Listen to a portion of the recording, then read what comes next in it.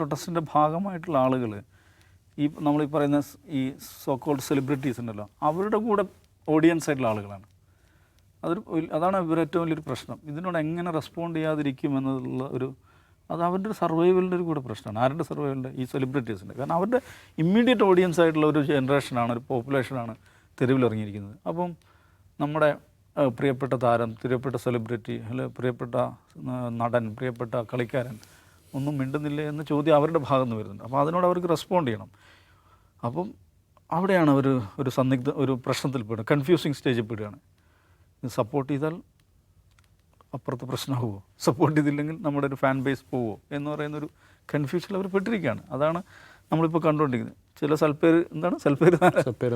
സൽപ്പേര് നാരായണൻകുട്ടിമാർ ഓഫിൽ സച്ചിൻ ടെണ്ടുൽക്കറിൻ്റെ പോസ്റ്റ് വായിച്ചില്ല, അതിലും മികച്ചൊരു സൽപ്പേര് നാരായണൻകുട്ടി. ഞാനത് 3 പ്രാവശ്യം വായിച്ചു നോക്കി, എനിക്ക് മനസ്സിലായില്ല എന്താണ് മാഷ് ഉദ്ദേശിച്ചതെന്നുള്ളത്. അപ്പം സച്ചിൻ ഇപ്പോഴും MP ആണോ? കാലാവധി കഴിഞ്ഞിട്ട്. അപ്പോൾ സച്ചിനെ പോലെ ഒരാൾക്ക് ഇതിനോട് റെസ്പോണ്ട് ചെയ്തിരിക്കാൻ പറ്റില്ല.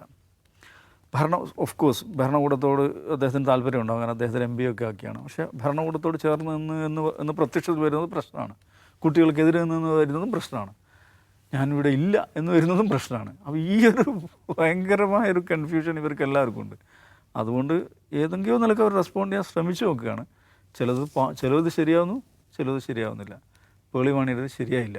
അപ്പോൾ അത് സച്ചിൻ്റെത് ഒന്നും മനസ്സിലാകാത്തതുകൊണ്ട് വല്ലാതെ തെറി വന്നിട്ടില്ല. എന്നാലും ആളുകൾ ചോദിക്കുന്നുണ്ട് എന്താണ് ഉദ്ദേശിച്ചതെന്ന് ഇങ്ങനെ ചോദിച്ചുകൊണ്ടിരിക്കുന്നുണ്ട്.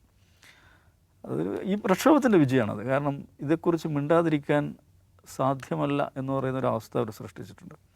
അത് ഈ സെലിബ്രിറ്റികളുടെ വരാന്തകളിലെല്ലാം അത് അലയടിക്കുന്നുണ്ട്. ഇനിയും ഈ മട്ടിലുള്ള തമാശകൾ അടുത്ത ദിവസങ്ങളിൽ കുറച്ചും കൂടെ നമുക്ക് കാണാൻ പറ്റും. അല്ല, ഏറ്റവും മോശമായൊരു കാര്യം എന്ന് പറഞ്ഞാൽ ഈ സിബി മലയിലിൻ്റെ മകൻ ഒരു പോസ്റ്റ് ഇട്ടു, ഇതിനോട് റിയാക്ട് ചെയ്തു. ഇപ്പോൾ സിബി മലയിലാണ് എന്ന് കരുതി ഇവർ സിബി മലയിനെ ചീത്ത വിളിച്ചുകൊണ്ടൊരു സ്റ്റോറി ഇടുന്നു. എന്താണ്, പരാജയപ്പെട്ടു പോയൊരു സിനിമാക്കാരൻ എനിക്കെതിരെ 10 പേജ് എഴുതുന്നുണ്ടോ, തിരക്കഥ എഴുതുന്നുണ്ടോ പറഞ്ഞിട്ടാണ് എഴുതിയിട്ടുള്ളത്.